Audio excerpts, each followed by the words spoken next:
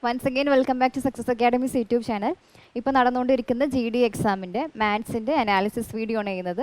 ഒരു ക്വസ്റ്റ്യൻ ആയിട്ട് നോക്കാം. ഒന്നാമത്തെ question, find the average of first 8 multiples of 6. 6ൻ്റെ ആദ്യ 8 മൾട്ടിപ്പിൾസിൻ്റെ ആവറേജ് കാണാനാണ്. അപ്പോൾ ഇത് കാണാൻ വേണ്ടിയിട്ടൊരു ഡയറക്റ്റ് ഇക്വേഷൻ ഉണ്ട്.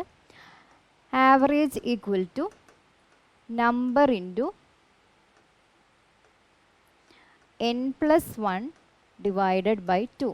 ഇതിൽ ഈ നമ്പർ എന്ന് പറയുന്നത് നമ്മളോട് ആരുടെ മൾട്ടിപ്പിൾ ആണോ ചോദിച്ചേക്കുന്നത്. ഇവിടെ ആരുടെയാണ്? 6ൻ്റെ മൾട്ടിപ്പിളാണ് ചോദിച്ചേക്കുന്നത്. അതാണ് ഇവിടുത്തെ നമ്പർ കൊണ്ട് ഉദ്ദേശിക്കുന്നത്. Into n+1. ഇവിടുത്തെ n എന്താണ്? എത്ര മൾട്ടിപ്പിൾസിൻ്റെ കാണണം? 8 മൾട്ടിപ്പിൾസിൻ്റെയാണ് കാണുന്നത്. അപ്പോൾ into 8 + 1 by 2.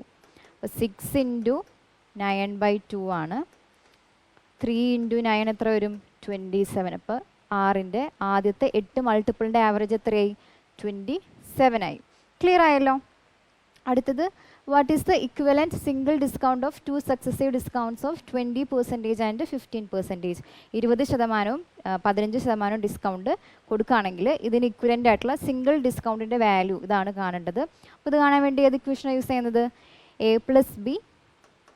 Plus B minus a into B by 100. ഇതിൽ എയും ബി എന്ന് പറയുന്നത് ഓരോ ഡിസ്കൗണ്ട് പെർസെൻറ്റേജ് ആണ്. ഇവിടെ എത്രയൊക്കെയാണ്?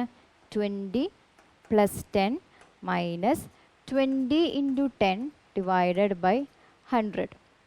ഓക്കെ 10 അല്ല 15 ആണ്. 20 + 15 മൈനസ് 20 ഇൻറ്റു 15 ഡിവൈഡഡ് ബൈ 100. ഇവിടെ കട്ട് ചെയ്യുമ്പോൾ 5 വരും. 5 വെച്ചിട്ട് 15 കട്ട് ചെയ്യുമ്പോൾ 3 ആയി. 20 + 15 എത്രയാണ്? 35 ആണ്. 20 + 15 35 മൈനസ് 3 32% ഈ പറയുന്ന രണ്ട് ഡിസ്കൗണ്ടിന് തുല്യമായിട്ടുള്ള സിംഗിൾ ഇക്വാലൻറ്റ് ഡിസ്കൗണ്ട്.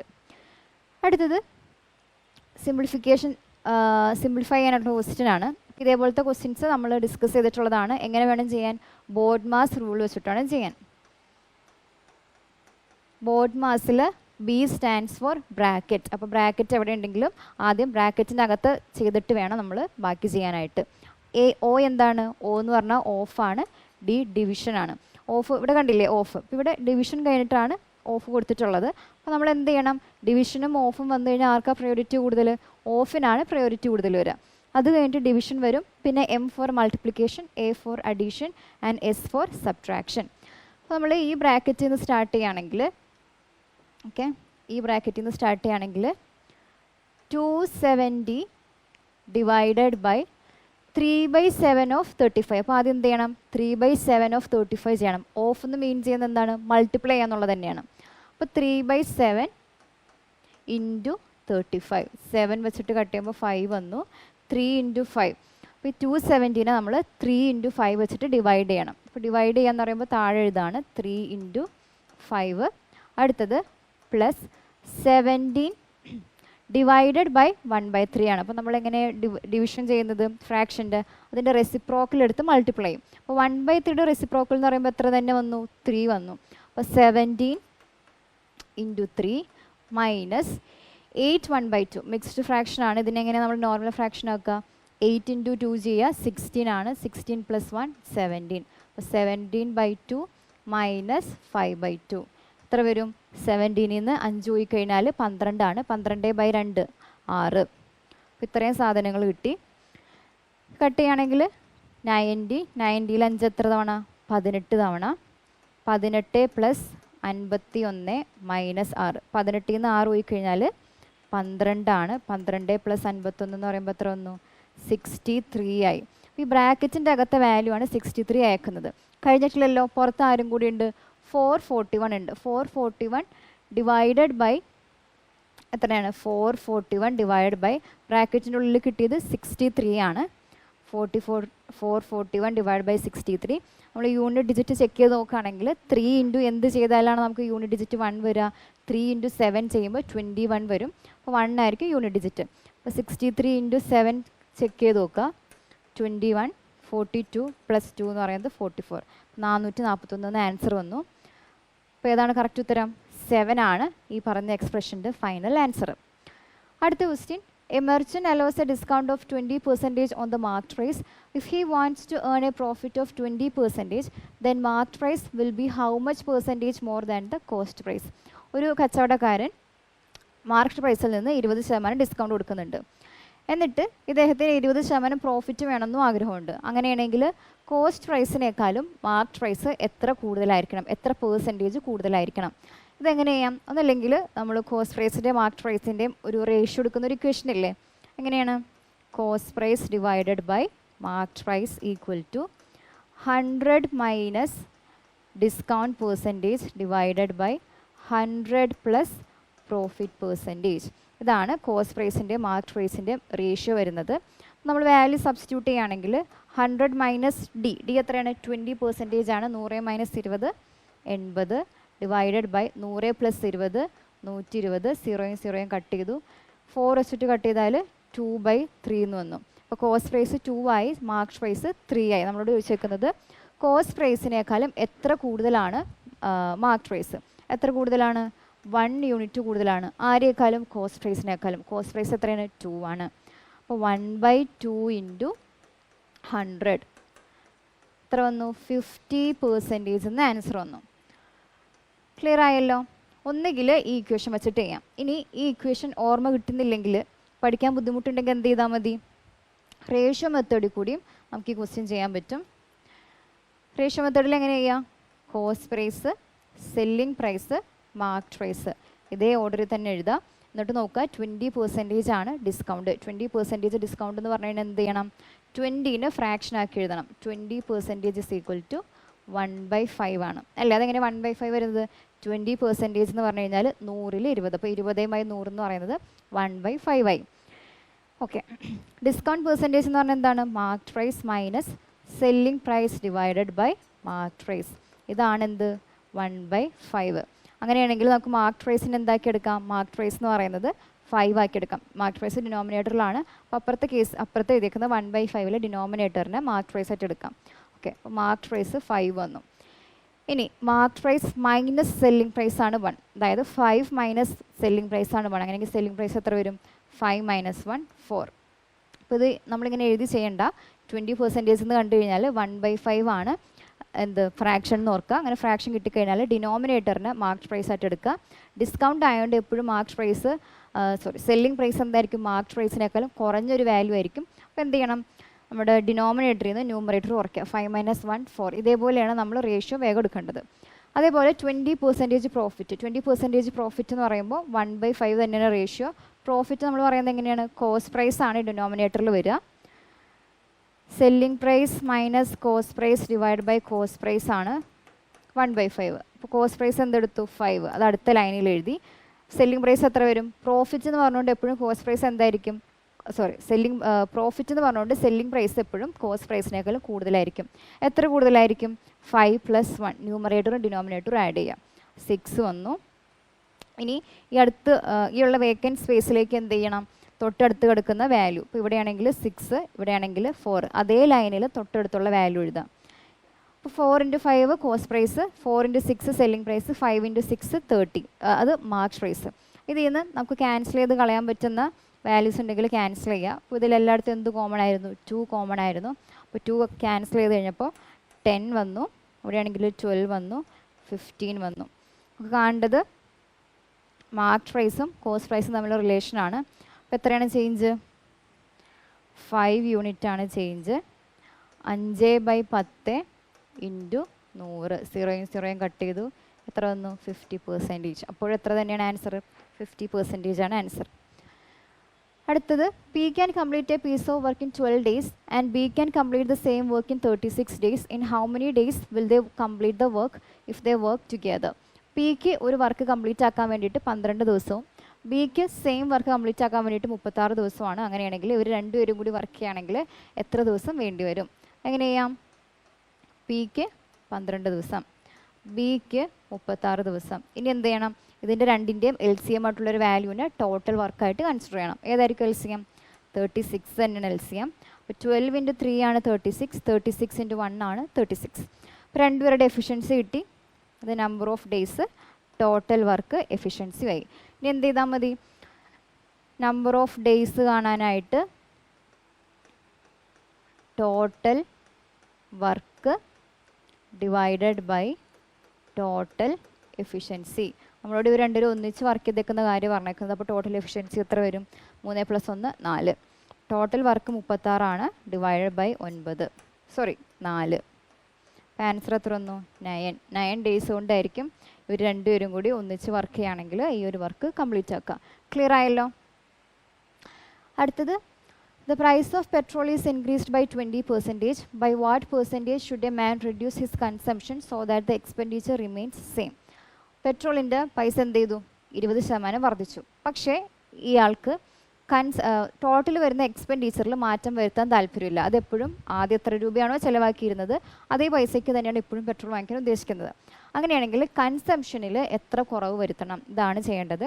ഇതേപോലത്തെ ക്വസ്റ്റ്യൻസും പ്രീവിയസ് ഇയറിൽ വന്നിട്ടുണ്ടായിരുന്നു. അപ്പോൾ നമ്മൾ ആ വീഡിയോ ചെയ്തപ്പോൾ പറഞ്ഞതാണ്. അപ്പോൾ ആദ്യം നമ്മൾ എന്തറിയണം? എക്സ്പെൻഡിച്ചർ എന്ന് പറഞ്ഞു കഴിഞ്ഞാൽ എന്താണെന്ന് അറിയണം. എന്താണ് എക്സ്പെൻഡിച്ചർ? ടോട്ടൽ നമുക്ക് ചിലവാകുന്ന തുക, അതായത് എത്ര രൂപയ്ക്ക് എത്ര ക്വാണ്ടിറ്റി സാധനങ്ങൾ മേടിച്ചു. അപ്പോൾ expenditure is equal to price into consumption.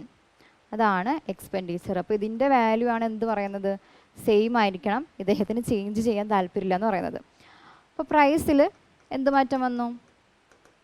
20% increase ആയി. 20% ഇൻക്രീസ് ആയി എന്ന് പറഞ്ഞു കഴിഞ്ഞാൽ എഗെയിൻ 20യുടെ ഫ്രാക്ഷൻ എഴുതാം, 1/5. 20% ഇൻക്രീസ് ആയി എന്ന് പറയുമ്പോൾ നമ്മൾ റേഷ്യോ എടുക്കേണ്ടത് എങ്ങനെയായിരിക്കണം? ആദ്യത്തെ കേസിൽ 5, അതായത് ഡിനോമിനേറ്ററിൽ വരുന്ന വാല്യൂ ആണ് ആദ്യം ഉള്ളതെന്ന് കൺസിഡർ ചെയ്യാം. അപ്പോൾ ആദ്യം 5 ആയിരുന്നു. 20% കൂടി എന്ന് പറയുമ്പോൾ എന്ത് ചെയ്യുക? ഡിനോമിനേറ്ററും ന്യൂമറേറ്ററും ആഡ് ചെയ്യുക. അവിടെ 5 + 1 6 ആയി. ഓക്കെ അല്ലേ? കൺസംഷൻ ആണ് കണ്ടുപിടിക്കേണ്ടത്, അങ്ങനെ തന്നെ ഇടുക. ഡിവൈഡഡ് ബൈ അല്ല, എക്സ്പെൻഡിച്ചർ എന്ന് പറഞ്ഞാൽ പ്രൈസ് ഇൻറ്റു കൺസംഷൻ. അപ്പോൾ നമുക്ക് ഇവിടെ എക്സ് എന്നും വൈ എന്നാണ് വാല്യൂ എന്ന് വിചാരിക്കുക. 5x 6y ഇതല്ലേ consumption, expenditure. Price into consumption. അപ്പോൾ 5x 6y ഇതിൻ്റെ വാല്യൂ എന്തായിരിക്കണം? സെയിം ആയിരിക്കണം. ആദ്യം കിട്ടുന്ന വാല്യൂ തന്നെ ആയിരിക്കണം രണ്ടാമത് കിട്ടുന്നതും. അപ്പോഴാണ് എന്ത് പറയാൻ പറ്റുക? എക്സ്പെൻഡിച്ചർ സെയിം ആയെന്ന് പറയാൻ പറ്റുക. അപ്പോൾ അതിനു വേണ്ടി എന്ത് ചെയ്താൽ മതി? ഈ 5ഉം 6നെ തിരിച്ചെഴുതിയാൽ പോരെ? 6 എന്നും 5 എന്നും എഴുതി. അപ്പോൾ എങ്ങനെ വന്നു വാല്യൂസ്? ഇവിടെയാണെങ്കിലും 5 × 6 30, 6 × 5 30. മനസ്സിലായോ? എക്സ്പെൻഡിച്ചർ സെയിം ആയെന്ന് പറഞ്ഞുകൊണ്ട് നമ്മളങ്ങനെ സെയിം ആക്കാൻ വേണ്ടിയിട്ടാണ് പ്രൈസിൽ വന്ന റേഷ്യോ നേരെ തിരിച്ചെഴുതാം. അപ്പോൾ നമ്മളത് മൾട്ടിപ്ലൈ ചെയ്ത് കഴിയുമ്പോൾ നമുക്ക് എന്ത് തന്നെ വരും? സെയിം വാല്യൂ വരും. ഇത് കിട്ടി. ഇനി എന്താ ചോദിച്ചേക്കുന്നത്? കൺസപ്ഷനിൽ വരുന്ന ഡിക്രീസ്. എത്ര ഡിക്രീസ് വരുന്നത്? 1 യൂണിറ്റ് ഡിക്രീസ് വരുന്നുണ്ട്. എത്രയിൽ നിന്നും? ആദ്യം 6 ആയിരുന്നു. അപ്പോൾ എങ്ങനെയാണ് നമ്മൾ പെർസെൻറ്റേജ് ചേഞ്ച് കാണാം? എത്രയാണോ change divide by initial value. അപ്പോൾ 1 ഡിവൈഡഡ് ബൈ ഇനീഷ്യൽ വാല്യൂ 6 ആണ്, ഇൻറ്റു 100. 50/3 എന്ന് വരും. 50/3 എന്ന് പറഞ്ഞാൽ എത്രയാണ്? 16 2/3 അല്ലേ? 48 + 2 50, 50/3. 16 2/3% കൺസംഷനിൽ ഡിക്രീസ് വരുത്തിയാലാണ് എന്ത് ചെയ്യുക? എക്സ്പെൻഡിച്ചർ സെയിം ആയിട്ട് ഇരിക്കുക. അടുത്തത്, the ratio of percentage of A and B is 3:4. After 10 years, this ratio will be 5:6. Find the percentage of B. എയുടെയും ബിയുടെയും വയസ്സിൻ്റെ ഇപ്പോഴത്തെ വയസ്സിൻ്റെ റേഷ്യോ എത്രയാണ്? 3:4 ആണ്. ആരുടെ? എയുടെയും ബിയുടെയും. 10 വർഷത്തിന് ശേഷം എന്ത് പറ്റി? ഇവരുടെ റേഷ്യോ 5:6 ആയി. അങ്ങനെയാണെങ്കിൽ എന്ത് ചെയ്യണം? ഇവിടുത്തെ ചേഞ്ച് നോക്കുക. 4 to 6 2 യൂണിറ്റാണ് ചേഞ്ച്. ഇവിടെ എത്ര തന്നെയാണ്? 2 യൂണിറ്റാണ് ചേഞ്ച്. അപ്പോൾ സെയിം ചേഞ്ചാണ് രണ്ടുപേരുടെ ഏജിൽ വരുന്നതെങ്കിൽ നമുക്ക് കൂടുതൽ കോംപ്ലിക്കേഷൻ ഒന്നുമില്ല, ഡയറക്റ്റായിട്ട് ചെയ്താൽ മതി. അങ്ങനെ അല്ലാതെ ഇപ്പോൾ ഇവിടെ ഒരു 2ഉം ഇപ്പുറത്തൊരു 3ഉം, അല്ലെങ്കിൽ ഇവിടെ ഒരു 4ഉം ഇവിടെ ഒരു 5ഉം അങ്ങനെയൊക്കെ വരുന്ന ക്വസ്റ്റ്യൻസ് പ്രീവിയസ് ഇയറിൻ്റെ വീഡിയോ ചെയ്തപ്പോൾ നമ്മൾ ഡിസ്കസ് ചെയ്തതാണ്. അപ്പോൾ ഇതിൽ രണ്ട് സൈഡിലും ഒരേപോലെയാണ് ഇൻക്രീസ് ചെയ്യുന്നത്. 10 വർഷം കൊണ്ട് 2 യൂണിറ്റ് ചേഞ്ച് ആയി. ശരിക്കും 2 യൂണിറ്റ് എന്ന് പറഞ്ഞാൽ എത്രയാണ്? 10 വർഷം കൊണ്ട് എത്ര വയസ്സിൽ ഇൻക്രീസ് വരും? 10 വയസ്സ് വ്യത്യാസം വരും. ഇവിടെ എത്ര വയസ്സ് വ്യത്യാസം വന്നു? എത്ര യൂണിറ്റ് വ്യത്യാസം വന്നു? 2 യൂണിറ്റ് വ്യത്യാസം വന്നു. അപ്പോൾ 2 യൂണിറ്റ് എന്ന് പറയുന്നത് ആരാണ്? 10 വയസ്സാണ്. മനസ്സിലായോ? റേഷ്യോയിൽ 2 യൂണിറ്റാണ് വ്യത്യാസം. ശരിക്കും അത് 10 വർഷമാണ്. 10 വർഷം എന്ന് പറയുമ്പോൾ 10 വയസ്സാണ്. അപ്പോൾ 2 യൂണിറ്റ് കറസ്പോണ്ടിങ് ആയിട്ടുള്ള വാല്യൂ 10 വയസ്സാണ്. അങ്ങനെയാണെങ്കിൽ ഒന്ന് എത്ര വരും? 10/2 5 വയസ്സ്. 1 യൂണിറ്റ് എന്ന് പറയുന്നത് 5 ഇയേഴ്സാണ്. നമ്മളോട് ചോദിച്ചേക്കുന്നത് ബിയുടെ ഇപ്പോഴത്തെ വയസ്സ്. ബിയുടെ ഇപ്പോഴത്തെ വയസ്സ് എത്രയാണ്? 4 യൂണിറ്റ്. 1 യൂണിറ്റ് 5 ആണെങ്കിൽ 4 യൂണിറ്റ് എത്ര വരും? 4 × 5 20. ക്ലിയർ ആയല്ലോ? അടുത്ത ക്വസ്റ്റിലേക്ക് പോവാണ്. A sum of money doubles itself in 16 years, then in how many years will it triples if the rate of interest being simple? Simple ഇൻട്രസ്റ്റിൽ ഇൻവെസ്റ്റ് ചെയ്യുന്ന സമയത്ത് 16 വർഷം കൊണ്ട് ഒരു സമ്മ് അതിൻ്റെ ഇരട്ടിയായി മാറി. അങ്ങനെയാണെങ്കിൽ ഇതിൻ്റെ 3 ഇരട്ടി ആയിട്ട് മാറാൻ വേണ്ടിയിട്ട് എത്ര സമയമായിട്ടാണ് വേണ്ടി വരിക? എങ്ങനെ അതൊക്കെ ചെയ്യാൻ വേണ്ടിയിട്ട് ഒരു ഇക്വേഷൻ ഉണ്ട്. n1 - 1 divided by n2 - 1 is equal to t1/t2. ഇതിൽ എന്നും n2 എന്ന് പറയുന്നത് മൾട്ടിപ്പിൾസ് ആണ്. ഇതിപ്പോൾ ഡബിളായി. അപ്പോൾ ഡബിളായി എന്ന് പറയുമ്പോൾ n1 എത്ര വരും? 2 ആകും. ചോദിച്ചേക്കുന്നത് ട്രിപ്പിളായി. അപ്പോൾ ഈ ഒരു മൾട്ടിപ്പിൾസിൻ്റെ വാല്യൂ ആണ് എന്തെന്ന് പറയുന്നത്? n1ഉം n2ഉം. t എന്ന് പറയുന്നത് ടൈം. ഇവിടെ അത് ഇത്ര വർഷം എന്ന് വന്നിട്ടുണ്ട്. സബ്സ്റ്റിറ്റ്യൂട്ട് ചെയ്യുകയാണെങ്കിൽ n1 എത്ര വരും? ഡബിളായി. ഡബിളായി എന്ന് പറയുമ്പോൾ n1ൻ്റെ വാല്യൂ 2 ആണ്. 2 - 1 1. രണ്ടാമത്തെ കേസിൽ ട്രിപ്പിൾ ആവാനുള്ള സമയമാണ്. ട്രിപ്പിൾ എന്ന് പറയുമ്പോൾ 3 ആണ്. 3 - 1 2 ഈക്വൽ ടു ആദ്യത്തത് 16 വർഷം കൊണ്ടാണ്. രണ്ടാമത്തെ നമുക്ക് കാണേണ്ടത് എക്സിൻ്റെ വാല്യൂ തുറന്ന് ക്രോസ് മൾട്ടിപ്ലൈ ചെയ്യുമ്പോൾ 32 വർഷം. 32 വർഷം കൊണ്ടാണ് എന്ത് പറ്റുക? 3 ഇരട്ടിയായിട്ട് മാറുക. സിമ്പിൾ ഇൻട്രസ്റ്റ് ആണെങ്കിൽ. അടുത്തത് 30% of x minus y is equal to 20% of x plus y. Find then what percentage of x is y? Okay, ഇത് നമ്മൾ എഴുതാൻ നേരത്ത് എന്ത് പറ്റും? 30% എന്ന് പറഞ്ഞു കഴിഞ്ഞാൽ 30/100 ആണ്. ഇവിടെയാണെങ്കിൽ 20/100 വരും. അപ്പോൾ എന്തായാലും ഈ 100ഉം 100ഉം കട്ടായി പോകും. അപ്പോൾ നമ്മൾ എഴുതുമ്പോൾ അത് എഴുതേണ്ട ആവശ്യമുണ്ടോ? ഇല്ല. അതേപോലെ ഇവിടെ 30ൽ ഒരു 0 ഉണ്ട്, 20ൽ ഒരു 0 ഉണ്ട്. ഈ 0യും 0യും കട്ടായി പോകുമല്ലോ. അപ്പോൾ അതും എഴുതേണ്ട ആവശ്യമില്ല. നമ്മൾ ചെയ്ത് കാണിക്കുന്നുണ്ട്, എഴുതാണ്. 30/100 of x minus y equal to 20/100 of x plus y. അപ്പോൾ 100ഉം 100ഉം പറഞ്ഞ പോലെ കട്ട് ചെയ്ത് പോയി, ഇതും പോയി. അപ്പോൾ എന്ത് വന്നു? 2 × x + y equal to 3 × x - y അല്ലേ? ഇങ്ങനെയാണ് വരിക. ഇനി എക്സ് പ്ലസ് വൈയുടെ ടേംസ്, എക്സും വൈയും വരുന്ന ടേംസ് എല്ലാം ഒരു സൈഡിലേക്ക് എഴുതുകയാണെങ്കിൽ x plus y by x minus y equal to 3/2. Okay അല്ലേ? ഇനി ഇവിടെ നമുക്ക് എന്ത് ചെയ്യാം? ഇത് ക്രോസ് മൾട്ടിപ്ലൈ ചെയ്ത് ചെയ്യണമെന്നില്ല. കമ്പോണൻറ്റോ ഡിവിഡൻറ്റോ റൂൾ യൂസ് ചെയ്യാം. അതെങ്ങനെയാണ്? അപ്പോൾ a/b equal to x plus y എന്നാണെങ്കിൽ a + b by a - b equal to x plus y by x minus y നമുക്ക് എഴുതാൻ പറ്റും. അതേ ഫോമിൽ തന്നെയല്ലേ ഇവിടെ കിടക്കുന്നത്. അവിടെ എക്ക് പകരം ഇവിടെ ആരാണ്? എക്സ് പ്ലസ് വൈ ആണ്. ബിക്ക് പകരം എക്സ് മൈനസ് വൈ ആണ്. അപ്പോൾ നമ്മൾ ചെയ്യാൻ നേരത്തെ എന്ത് വരും?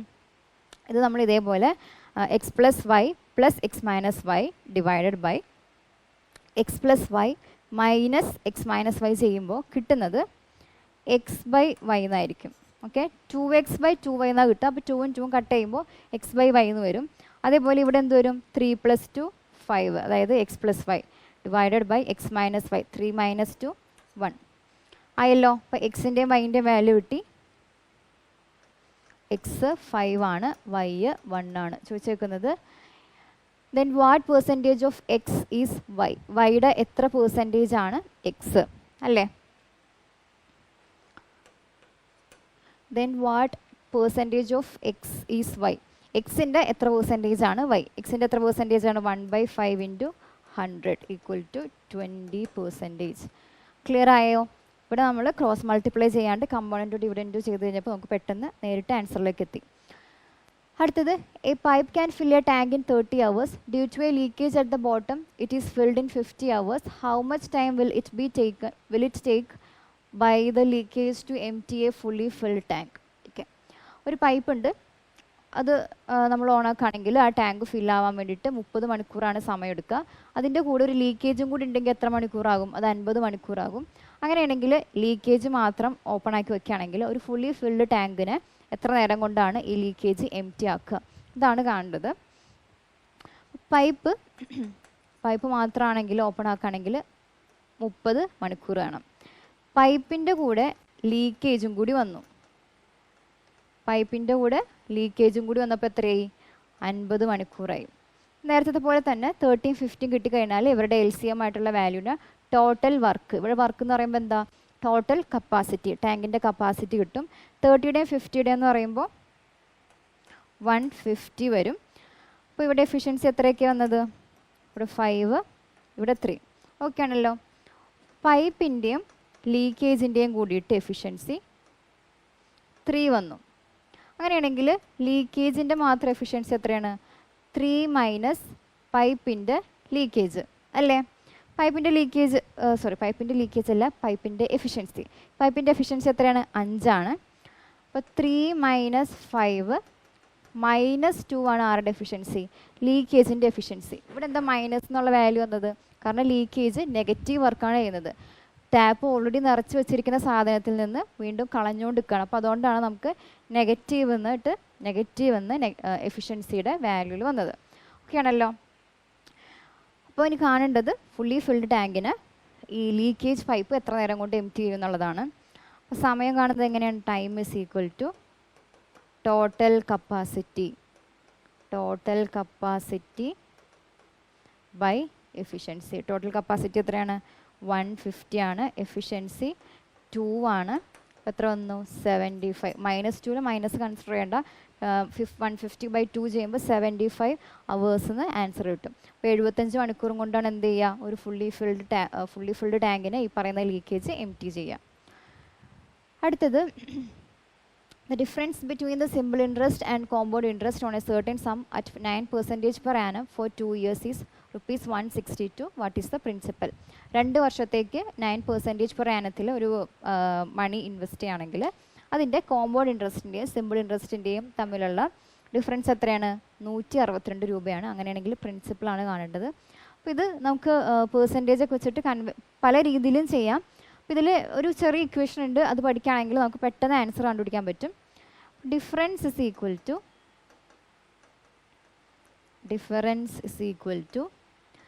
PR square by 100 square. ഇതാണ് ഇക്വേഷൻ. ശ്രദ്ധിക്കേണ്ട കാര്യം, ഈ ഇക്വേഷൻ എപ്പോൾ മാത്രമേ യൂസ് ചെയ്യാൻ പറ്റുള്ളൂ? 2 വർഷത്തെ കേസിൽ മാത്രമേ യൂസ് ചെയ്യാൻ പറ്റുള്ളൂ. ഇവിടെ നമുക്ക് ചോദിച്ചിരിക്കുന്നത് 2 വർഷത്തെ കാര്യമാണ് അല്ലേ? ഫോർ 2 ഇയേഴ്സ് 2 വർഷത്തെ കാര്യം ചോദിച്ചേക്കുന്നതുകൊണ്ട് നമുക്ക് ഈ ഇക്വേഷൻ യൂസ് ചെയ്യാം. അപ്പോൾ ഡിഫറൻസ് 162 രൂപയാണ്. പി നമുക്കറിയില്ല. റേറ്റ് എത്രയാണ്? 9 × 9 ഡിവൈഡഡ് ബൈ 100 × 100. 162 9 വെച്ചിട്ട് ഡിവൈഡ് ചെയ്യാൻ പറ്റുമോ? പറ്റുമല്ലോ. 9ൻ്റെ മൾട്ടിപ്പിളാണ് 162. എത്ര വരും? 182. പി എത്രയായി? 2 × 100 × 100 എത്രയാണ്? 20,000 റുപ്പീസാണ് പ്രിൻസിപ്പൾ. ഇത് എവിടെ മാത്രമേ യൂസ് ചെയ്യാൻ പാടുള്ളൂ? 2 വർഷത്തിൻ്റെ കേസിൽ മാത്രമേ യൂസ് ചെയ്യാൻ പറ്റുള്ളൂ. ശ്രദ്ധിക്കുക. അടുത്തത്, if the radius of a sphere is increased by 50%, then by how much percentage the surface area will increase? ഒരു സ്ഫിയറിൻ്റെ റേഡിയസ് 50% ഇൻക്രീസ് ചെയ്യുകയാണെങ്കിൽ അതിൻ്റെ സർഫസ് ഏരിയയിൽ എത്രമാത്രം ഇൻക്രീസ് വരും? എത്ര പെർസെൻറ്റേജ് ഇൻക്രീസ് വരും? അപ്പോൾ ഒരു എന്താണ് സ്ഫിയറിൻ്റെ സർഫസ് ഏരിയ ആണെന്ന ഇക്വേഷൻ എന്താണ്? Surface area is equal to 4πr² അല്ലേ? ഇതിൽ 4ഉം π എന്താ? കോൺസ്റ്റൻ്റ് ആണ്. 6 മാത്രമാണ് ചേഞ്ച് ചെയ്യുന്നുള്ളൂ. അപ്പോൾ 6-നനുസരിച്ചാണ് എന്ത് ചേഞ്ച് ചെയ്യുക? ഏരിയയിൽ വ്യത്യാസം വരിക. അപ്പോൾ R². അപ്പോൾ 2 തവണ നമ്മൾ നോക്കണം.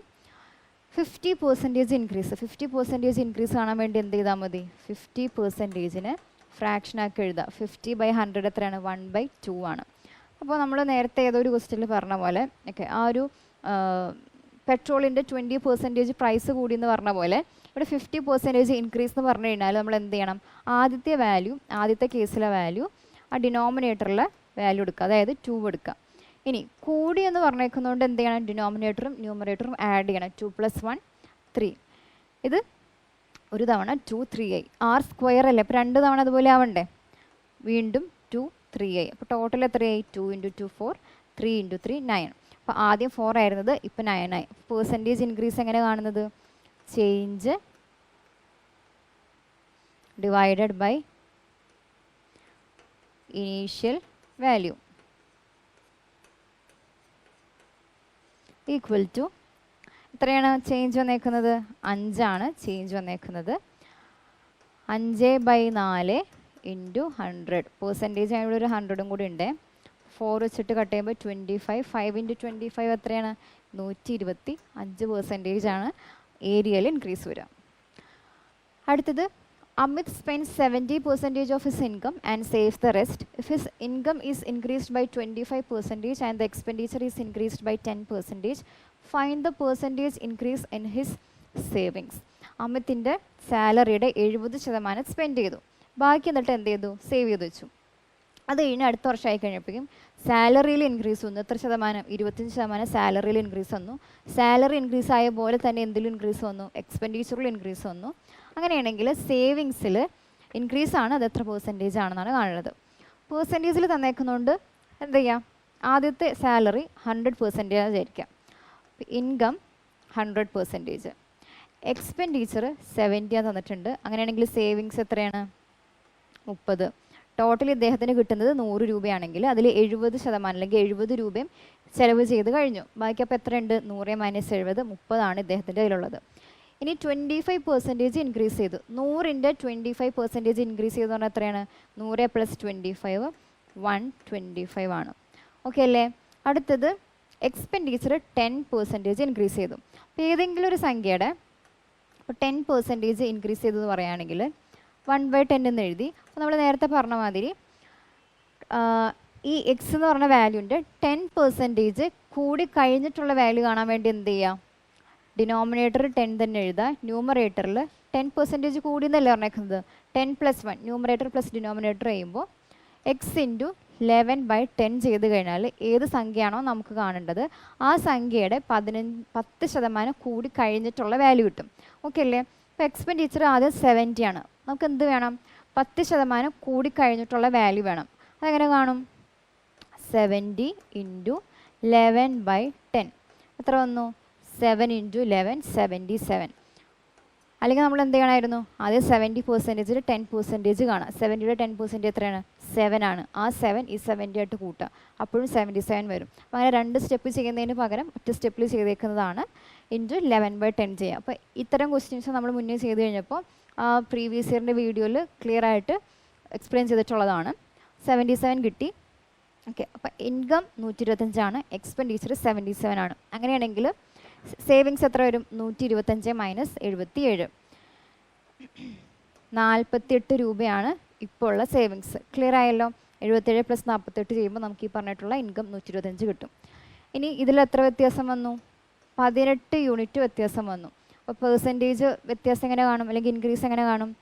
ചേഞ്ച് വന്നത്, അതായത് 18 / ഇനീഷ്യൽ വാല്യൂ × 100. 0യും 0യും കട്ട് ചെയ്തു. 3 വെച്ചിട്ട് കട്ട് ചെയ്യുമ്പോൾ 6 × 10 60%. ആൻസർ 60% ആണ്. ഓക്കെ അല്ലേ? അടുത്തത് the average of 9 number is 50, the average of first 5 number is 54 and that of the last 3 number is 52. Find the 6th number. ഒരു 9 നമ്പറുകളുടെ ആവറേജ് എത്രയാണ്? 50 ആണ്. ഇതിൽ ആദ്യത്തെ 5 നമ്പറുകളുടെ ആവറേജ് 54ഉം ലാസ്റ്റത്തെ 3 നമ്പറുകളുടെ 52ഉമാണ്. 6ാമത്തെ നമ്പറാണ് നമുക്ക് കണ്ടത്. 9 നമ്പറിൻ്റെത് 50, ആദ്യത്തെ 5 നമ്പറിൻ്റെത് 54, പിന്നത്തെ 3 നമ്പറിൻ്റെത് 52. 54ഉം 52ഉം. ഇത് കൺവെൻഷനലി വേണമെങ്കിൽ നമുക്ക് ചെയ്യാം. പക്ഷേ ഇതെങ്ങനെ എന്തായിരിക്കും നല്ലത്? ഡീവിയേഷൻ മെത്തേഡ് വെച്ചിട്ട് ചെയ്യുന്നതായിരിക്കും നല്ലത്. എങ്ങനെ ഡീവിയേഷൻ മെത്തേഡ് ചെയ്യാം? ഡീവിയേഷൻ എന്ന് പറയുന്നത് നമ്മൾ ഏതാണോ എടുക്കുന്ന വാല്യൂ, കൺസിഡർ ചെയ്യുന്ന വാല്യൂ മൈനസ് അതിൽ നിന്ന് ആവറേജ് കുറയ്ക്കുമ്പോൾ കിട്ടുന്നതിനെയാണ് ഡീവിയേഷൻ എന്ന് പറയുക. പിന്നെ അറിഞ്ഞിരിക്കേണ്ട കാര്യം, ഒരു ഗ്രൂപ്പ് ഓഫ് ഒബ്സർവേഷൻ്റെ നെറ്റ് ഡീവിയേഷൻ, അതായത് നമ്മൾ ഓരോ ഡീവിയേഷനും കണ്ടിട്ട് ഇത് ആഡ് ചെയ്യുമ്പോൾ വരുന്ന നെറ്റ് ഡീവിയേഷൻ്റെ വാല്യൂ എപ്പോഴും എത്ര ആയിരിക്കണം? 0 ആയിരിക്കണം. അപ്പോൾ നമുക്ക് ചെക്ക് ചെയ്ത് നോക്കാം. ഇവിടെ എത്ര ഡീവിയേഷൻ വരും? 54ൽ നിന്ന് 50 കുറയ്ക്കാം അല്ലേ? അപ്പം 54ൽ നിന്ന് 50 കുറയ്ക്കുമ്പോൾ എത്ര വരും? 4 വരും. ഇത് എത്ര എണ്ണത്തിൻ്റെ? ഒരെണ്ണത്തിൻ്റെ. ഇതേപോലെ എത്ര പേരുണ്ട്? 5 പേരുണ്ട്. അപ്പോൾ 4 × 5 20 ഇവിടുത്തെ ഡീവിയേഷൻ. ഇവിടെയാണെങ്കിൽ 52 നിന്ന് 50 കുറയ്ക്കാം. ഒബ്സർവേഷനിൽ നിന്ന് ആവറേജ് കുറയ്ക്കാം, അല്ലെങ്കിൽ ഇവിടുത്തെ ആവറേജിൽ നിന്ന് ആ ഗ്രൂപ്പിൻ്റെ ടോട്ടൽ ആവറേജ് കുറയ്ക്കാം. 52 - 52 ആണ്. അങ്ങനെ എത്ര പേരുണ്ട്? 3 പേരുണ്ട്. അപ്പോൾ 2 × 3 = 6. അപ്പം നെറ്റ് ഡീവിയേഷൻ എത്ര വന്നു? 20 + 6 26 ആണ് നെറ്റ് ഡീവിയേഷൻ. നമ്മളിപ്പോൾ എന്താ പറഞ്ഞത്? ഒരു ഗ്രൂപ്പ് ഓഫ് ഒബ്സർവേഷൻ്റെ നെറ്റ് ഡീവിയേഷൻ എപ്പോഴും എത്ര വരണം? 0 വരണം. പക്ഷെ നമുക്ക് 0 വന്നോ? ഇല്ല. ഇവിടെ +26 ആണ് വരിക. അപ്പോൾ ഇതിനോട് എന്ത് കൂട്ടിക്കഴിഞ്ഞാലാണ് നമുക്ക് 0 വരുന്നത്? +26നോട് ഒരു -26 കൂട്ടിക്കഴിഞ്ഞാൽ +26നോട് ഒരു -26 കൂട്ടിക്കഴിഞ്ഞാൽ 0 ആയില്ലേ? അപ്പോൾ ഈ -26 ആരാണ് കോമ്പൻസേറ്റ് ചെയ്യേണ്ടത്? 6th number. അതെന്തുകൊണ്ടാണ്? ടോട്ടൽ 9 നമ്പർ ഉണ്ട്. നമുക്ക് തന്നേക്കുന്നത് ആദ്യത്തെ 5ൻ്റെയും അവസാനത്തെ 3ൻ്റെയും അങ്ങനെയല്ല തന്നേക്കുന്നത്. 5 + 3 8 ആയിട്ടുള്ളൂ. ഇടയ്ക്ക് ഒരു നമ്പർ മിസ്സായി പോയിട്ടില്ലേ? ആ മിസ്സായി പോയ നമ്പറാണ് 6th നമ്പർ. അതാണ് നമുക്ക് കാണേണ്ടത്. അപ്പോൾ ആ നമ്പർ നമ്മൾ ഈ കൂട്ടത്തിൽ ആഡ് ചെയ്യാത്തതുകൊണ്ടാണ് എന്ത് പറ്റിയത്? നമ്മൾ നെറ്റ് ഡീവിയേഷൻ എടുത്തപ്പോൾ 0 വരാഞ്ഞത്. അപ്പോൾ നെറ്റ് ഡീവിയേഷൻ ഒരു ഗ്രൂപ്പിൻ്റെ 0 വരണം. 0 വരണമെങ്കിൽ നമുക്ക് 26 ഡീവിയേഷൻ കിട്ടിയത്. ഡീവിയേഷനിൽ നിന്ന് ഒരു -26 കുറച്ച് കഴിഞ്ഞാലാണ്, അല്ലെങ്കിൽ -26 കൂട്ടിക്കഴിഞ്ഞാലാണ് എന്ത് വരിക? 26 + -26 ചെയ്യുമ്പോഴാണ് നമുക്ക് 0 എന്ന് ഡീവിയേഷൻ വരിക. അപ്പോൾ അതിൻ്റെ മീനിങ് ഈ -26 ആരുടെ ഡീവിയേഷനാണ്? 6th നമ്പറിൻ്റെ ഡീവിയേഷനാണ്. അപ്പോൾ നമ്മൾ ഈ ഇക്വേഷൻ എഴുതി നോക്കുകയാണെങ്കിൽ -26 ആരുടെ ഡീവിയേഷൻ? 6th നമ്പറിൻ്റെ ഡീവിയേഷൻ. ഡീവിയേഷൻ എങ്ങനെ കാണും? Deviation minus average. 6th number എത്രയായി? 6th നമ്പർ = ഈ മൈനസ് ആവറേജിനെ ഇപ്പുറത്തേക്ക് കൊണ്ടുവരുമ്പോൾ പ്ലസ് ആവറേജ് എന്നാവും, +x ആകും. അപ്പോൾ എത്രയാണ്? 50. ഓക്കെ, 50 - 26. അപ്പോൾ 6th നമ്പർ എത്ര വന്നു? 24. 24 ആ മിസ്സായി പോയ നമ്പർ. ഇങ്ങനെയാണ് ഇത് ഡീവിയേഷൻ മെത്തേഡിൽ ചെയ്യുക. അല്ലെങ്കിൽ കൺവെൻഷനലി ആണെങ്കിൽ എല്ലാത്തിൻ്റെയും സം ചെയ്ത് പിന്നെ അത് ആഡ് ചെയ്ത് ടോട്ടൽ സമ്മിൽ നിന്ന് കുറച്ച്, അങ്ങനെ കുറച്ച് സ്റ്റെപ്പ് ഉണ്ട്. ഇതാണ് നമ്മൾ പ്രാക്ടീസ് ഉണ്ടെങ്കിൽ കുറച്ചും കൂടി എളുപ്പം ഡീവിയേഷൻ മെത്തേഡിൽ ചെയ്യാനാണ്. അടുത്ത ദിവസത്തിലേക്ക് Two trains each of length 200 meter long are moving in opposite directions. They cross each other in 10 seconds. If the speed of one train is 54 km/h, find the speed of the other train. രണ്ട് train ഒരേ length ആണ്. എത്രയാണ്? 200 metre ആണ്. ഇവർ opposite ഡിറക്ഷനിൽ run ചെയ്തുകൊണ്ടിരിക്കുകയാണ്. അങ്ങനെയാണെങ്കിൽ ഒരാളുടെ speed വന്നിട്ടുണ്ട് 54 km/h. അടുത്ത ആളുടെ സ്പീഡാണ് കാണേണ്ടത്. നമ്മൾ എങ്ങനെ ചെയ്യാം? Time = L1 + L2. L1 L2 രണ്ട് ട്രെയിനിൻ്റെ ലെങ്ത് ആണ്. Divided by relative speed. Relative speed എങ്ങനെ വരും? S1 + S2 വരും. കാരണം ഇവരെങ്ങനെയാണ്? ഓപ്പോസിറ്റ് ഡിറക്ഷനിലാണ് മൂവ് ചെയ്യുന്നത്. ഓക്കെ, ഇത് = രണ്ടുപേരുടെയും ലെങ്ത് എത്ര? 200 ആണ്. അപ്പോൾ 200 + 200 അല്ലെങ്കിൽ 2 × 200 ഡിവൈഡഡ് ബൈ ആദ്യത്തെ ആളുള്ളത് 54 ആണ്. രണ്ടാമത്തത് അറിയില്ല, x എന്ന് കൊടുത്തു. = എത്രയാണ്? 10 seconds. ടൈമും ലെങ്ത്തും മീറ്ററിലാണ്, സ്പീഡ് km/h. അപ്പോൾ എന്ത് ചെയ്യണം? ഇതിനെ മീറ്റർ/സെക്കൻഡിലേക്ക് ആക്കണം. മീറ്റർ/സെക്കൻഡിലേക്ക് ആക്കാൻ വേണ്ടിയിട്ട് km/h മീറ്റർ/സെക്കൻഡിലേക്ക് ആക്കാൻ വേണ്ടിയിട്ട് എന്താ ചെയ്യേണ്ടത്? × 5/18 ആണ് ചെയ്യേണ്ടത്. അപ്പോൾ നമ്മൾ താഴെ സ്പീഡിൻ്റെ അവിടെയാണ് 5/18 വെച്ചിട്ട് മൾട്ടിപ്ലൈ ചെയ്യുക. അപ്പോൾ × 5/18. 18 അങ്ങോട്ടേക്ക് പോയി, മുകളിലേക്ക് പോയി. അപ്പോൾ ഇങ്ങനെ വരും. അപ്പോൾ 2 × 200 × 18 ഡിവൈഡഡ് ബൈ 54 + x × 5 = 10. 0യും 0യും കട്ട് ചെയ്തു. ഇവിടെ 4 വന്നു. എത്രയായി? 8 × 18. 8 × 18 എന്ന് പറയുന്നത് 144 ആണ്. = 54 + x. എക്സിൻ്റെ വാല്യൂ എത്രയാണ്? 144 - 54 0 9. 90 km/h ആണ് നമുക്ക് കണ്ടുപിടിക്കേണ്ട ആ ട്രെയിനിൻ്റെ, രണ്ടാമത്തെ ട്രെയിനിൻ്റെ സ്പീഡ്. ക്ലിയർ ആയല്ലോ? അടുത്തത് 4th പ്രൊപ്പോർഷൻ കാണാനാണ്. 14, 28, 21 ഇതിൻ്റെ 4th പ്രൊപ്പോർഷൻ. അപ്പോൾ A, B, C, D 4 സംഖ്യകൾ പ്രൊപ്പോർഷണൽ ആണെങ്കിൽ എങ്ങനെ വരിക? A/B = C/D ആണ്. അപ്പോൾ നമുക്കിതിൽ 4th പ്രൊപ്പോർഷൻ, അതായത് Dനെയാണ് കാണേണ്ടത്. സബ്സ്റ്റിറ്റ്യൂട്ട് ചെയ്യുമ്പോൾ 14/28 = 21/x. 7 വെച്ചിട്ട് കട്ട് ചെയ്യുമ്പോൾ ഇവിടെ 2 വന്നു, ഇവിടെ 3 വന്നു. 2 വെച്ചിട്ട് കട്ട് ചെയ്താൽ 14. അപ്പോൾ x = എന്തായി? 3 × 14. 3 × 14 എത്രയാണ്? 42. കറക്റ്റ് ആണല്ലോ? അടുത്തത്, what is the length of the longest rod that can be placed in a room of 10 meter length, 8 meter breadth and 6 meter height. 10 metre നീളവും 8 മീറ്റർ വീതിയും 6 മീറ്റർ ഉയരമുള്ളൊരു റൂമിൽ വയ്ക്കാൻ പറ്റുന്ന ഏറ്റവും മാക്സിമം നീളമുള്ള റോഡിൻ്റെ ലെങ്ത്താണ് വെച്ചേക്കുന്നത്. അപ്പോൾ എന്താണ് നമുക്ക് കാണേണ്ടത്? ആ റൂമിൻ്റെ ബോഡി ഡയഗണലാണ് കാണേണ്ടത്. ബോഡി ഡയഗണൽ കാണാനുള്ള ഇക്വേഷൻ എന്താണ്? Okay, length of the road അല്ലെങ്കിൽ ഡയഗണൽ എന്ന് പറയുന്നത് √L² + B² + H². എല്ലും ബി വെച്ച് എന്തൊക്കെയാണ്? Length, breadth, height. ചെയ്യുമ്പോൾ ലെങ്ത് എത്രയാണ് 10 10ൻ്റെ എന്താ 10ൻ്റെ സ്ക്വയർ എന്ന് പറയുന്നത് 100 പ്ലസ് 64 36 എത്ര വന്നു? √200 എന്ന് വന്നു. √200നെ നമുക്ക് റൂട്ടുള്ള ഒരു സംഖ്യയുടെ മൾട്ടിപ്പിളായിട്ട് സ്പ്ലിറ്റ് ചെയ്ത് എഴുതി കൂടെ? എന്തായി? 2 × 100. 2 × 100 എന്ന് 200 ആണ്. ഇതിൽ ആർക്ക് റൂട്ട് ഉണ്ട്? 100ന് സ്ക്വയർ റൂട്ട് ഉണ്ട്. അത് പുറത്തേക്ക് എടുക്കുമ്പോൾ 10√2. 10√2 എത്രയാണ്? മീറ്റർ. 10√2 മീറ്റർ ആണ് ബോഡി ഡയഗണലിൻ്റെ അല്ലെങ്കിൽ ആ റൂമിൽ ഉൾക്കൊള്ളാൻ പറ്റുന്ന ഏറ്റവും നീളം കൂടിയ റോഡിൻ്റെ ലെങ്ത്ത്. അടുത്തത് സിംപ്ലിഫിക്കേഷൻ ഒരു ക്വസ്റ്റ്യൻ ആണ്. ഡയറക്റ്റ് ചെയ്യാവുന്നതേ ഉള്ളൂ. 3/7 × 2 1/9. 2 1/9 എന്ന് വെച്ചാൽ 2 × 9 18. 18 + 1 19. 19/9 ഇൻറ്റു ഇവിടെ എത്ര വരും? 2 × 19 എന്ന് പറയുന്നത് 38 ആണ്. 38 + 4 42 ഡിവൈഡഡ് ബൈ 19. ഇപ്പോൾ ഈ 19 19 കട്ടായി. 7 42 മസ്റ്റിട്ട് കട്ട് ചെയ്യുമ്പോൾ 6 വന്നു. 3 9 എത്ര തവണ? 3 തവണ. ബാക്കി 6/3 ഉള്ളത്. 6/3 എത്രയാണ്? 2. അപ്പോൾ ഫൈനൽ ആൻസർ എത്രയായി? 2 ആയി.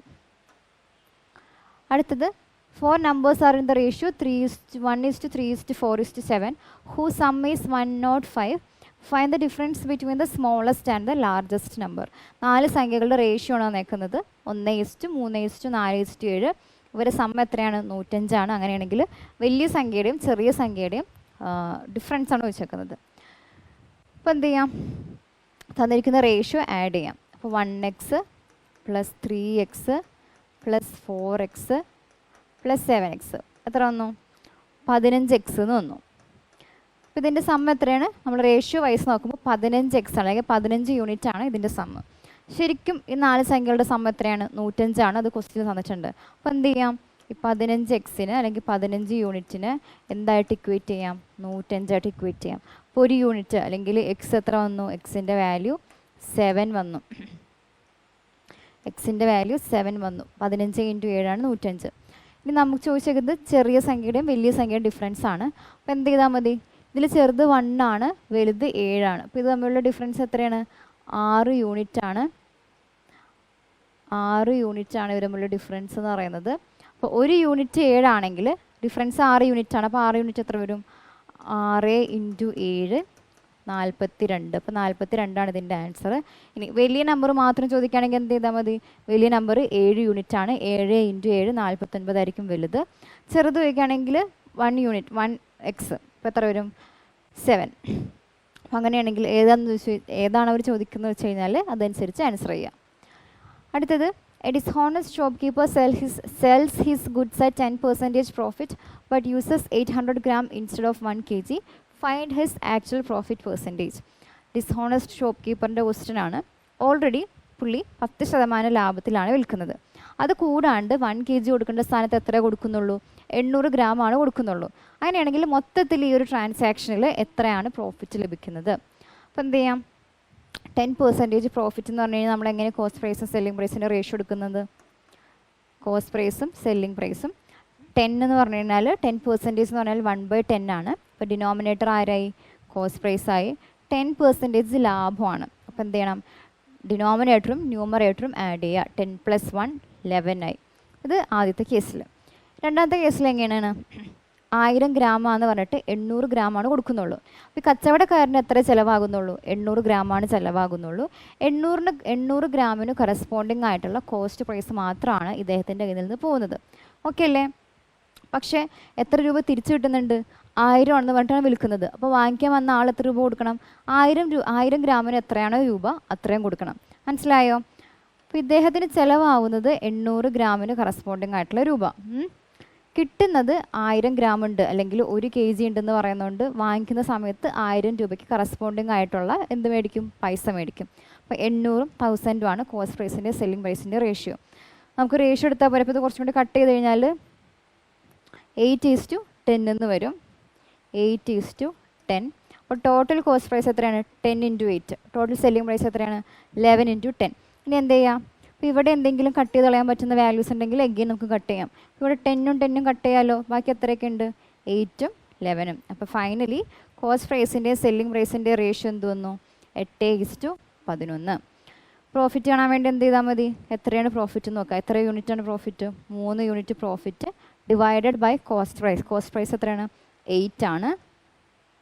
ഇൻറ്റു 100. 4 വെച്ചിട്ട് കട്ട് ചെയ്താൽ 225. അപ്പോൾ 75/2 എത്രയാണ്? 37.5%. കറക്റ്റ് അല്ലേ? 37.5% ലാഭമാണ് ഈ ഒരു കച്ചവടക്കാരന് ഉണ്ടാകുന്നത്. അപ്പോൾ ഇതായിരുന്നു ലാസ്റ്റത്തെ ക്വസ്റ്റ്യൻ. വേറൊരു അനാലിസിസ് വീഡിയോ ആയിട്ട് വീണ്ടും കാണാം. Till then, bye.